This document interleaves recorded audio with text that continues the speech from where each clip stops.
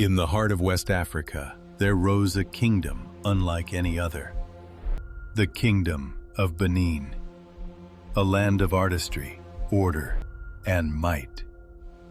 Where walls stretched farther than the eye could see, where bronze told the stories of kings and ancestors, and where the Oba, king, priest, and warrior, ruled with sacred power.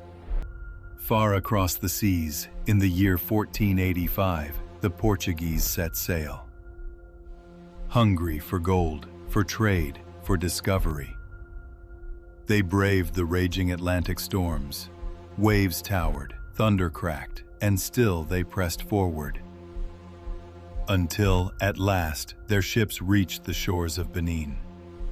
But what they found was no wilderness. They found a city of grandeur, wide streets, towering walls, markets alive with voices and trade. And, at its heart, a palace that stood in majesty. This was not Africa unknown.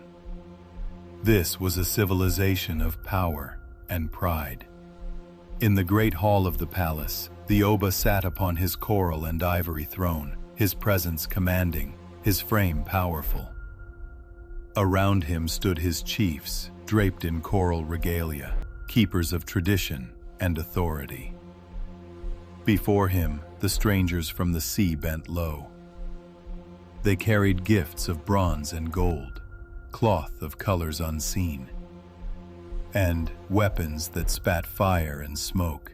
The Oba's eyes were unyielding.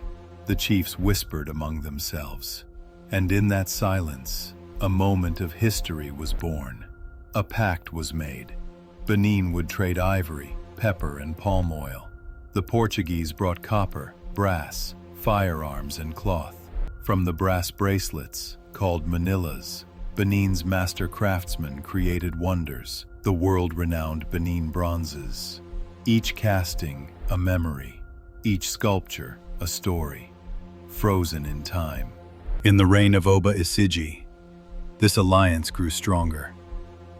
With Portuguese firearms, he crushed his enemies and secured his throne.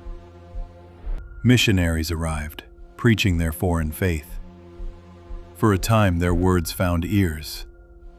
But the spirit of the ancestors remained stronger, deeply rooted in the soil of Benin. Yet, even as friendship flourished, shadows stretched across the horizon.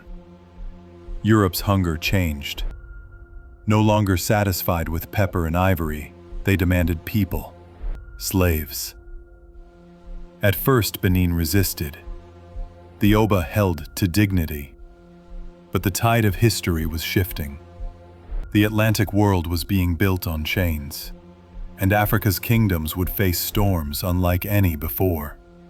Still, the first meeting was one of equals. Not conquest, but diplomacy. A king and strangers from across the sea. From it came art of unmatched beauty. From it came new weapons, new alliances, new struggles. From it came stories, both of pride and of tragedy. The meeting of Benin and Portugal in 1485 was not just the crossing of seas. It was the crossing of destinies. This was the first visit of the Portuguese to the Benin Kingdom, a moment that shaped the centuries to come. A